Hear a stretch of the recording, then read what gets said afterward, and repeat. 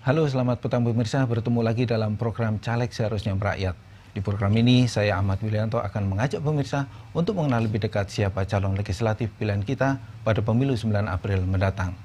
Sosok kita minggu ini adalah salah satu tokoh asal Jawa Timur yang sudah dikenal di panggung politik nasional.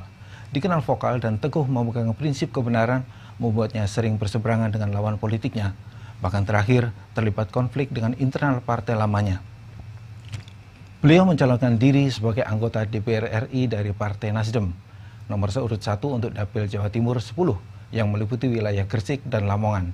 Kita sapa tamu kita petang ini, Dr. Ahmad Effendi Khairi atau akrab disapa Gus Coy. Assalamualaikum Gus. Waalaikumsalam. Apa kabar Gus? Ada salaman nggak? Boleh Gus. Gus, ini biasanya saya akan memutarkan dulu VT atau profil dari tamu yang hadir di studio ini. Namun karena Gus Coy menilai bahwa pemutaran profil dari video itu menurut Gus Coy tidak perlu, karena apakah ini ya, saya mau mengklarifikasi dua.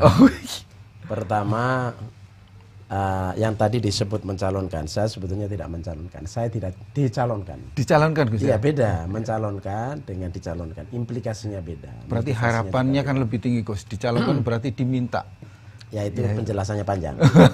Yang kedua soal judul. Seharusnya wakil rakyat itu merakyat atau DPR itu merakyat. Itu persepsinya adalah kalau DPR itu dari atas memang harus merakyat. Tapi saya ini kan dari bawah. Ya. Jadi saya ini rakyat. Ya, jadi tidak perlu merakyat. Jadi ya memang sudah rakyat, sudah bersama rakyat. Tidak perlu dengan rakyat. Senantiasa bersama rakyat gitu kan. Kira-kira begitu. Iya, boleh gitu. Gus, saya sedikit flashback ya Gus ya. Mau konfirmasi sedikit karena tadi ada beberapa hal yang salah satunya adalah Gus saya pernah terlibat konflik dengan partai lama. Gus bisa cerita sedikit apa yang melatar belakangi dulu seperti itu Gus?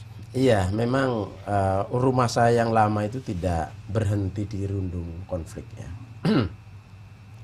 Mulai sebelum Gus Dur sampai Gus Dur, kemudian pasca Gus Dur.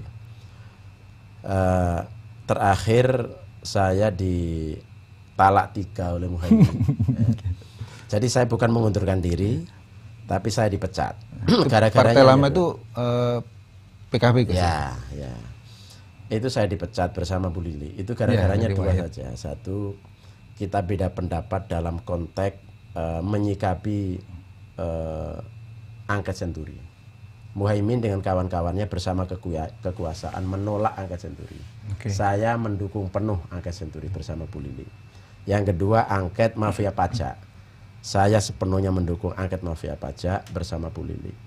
Dua-duanya ini menurut saya sangat prinsip, karena itu menyangkut uang rakyat yang tidak bisa dipertanggungjawabkan oleh negara. Dan DPR itu salah satu cara untuk melaksanakan tugasnya adalah menggunakan angket untuk membongkar semuanya. Nah, Muhaimin tidak setuju itu. Akhirnya terjadi pendapat di situ. Berarti Gus artinya melawan kebijakan partai gitu Gus ya?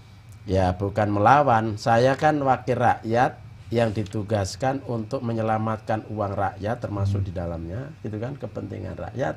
Yang seharusnya partai itu kan dilahirkan untuk melakukan atau agregasi kepentingan rakyat. Nah, pada saat itu partai lama saya itu tidak membela kepentingan rakyat, tapi membela kepentingan kekuasaan.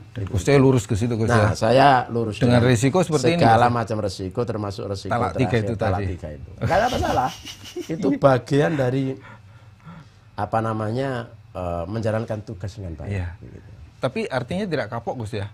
Oh enggak. Diperpolitikan. Kalau nanti Nasdem ya, sekarang saya di Nasdem ini, kemudian dia tidak membela kepentingan rakyat lagi, kemudian saya berbeda, saya dipecat, nggak ada masalah. Itu hidup ini harus ada kita pegang. Jangan ikut gelombang arus hanya sekedar uang dan kekuasaan. Saya bukan orangnya di situ. Jadi keinginan Gus sekarang untuk maju lagi ke kancah perpolitikan salah satunya adalah jadi rakyat. Di politik ini bukan sekedar kekuasaan, di politik ini juga sekaligus memperjuangkan hak-hak rakyat, prinsip-prinsip yang seharusnya semuanya untuk kebenaran, untuk kepentingan rakyat, untuk keselamatan bersama, itu yang harus dipegang.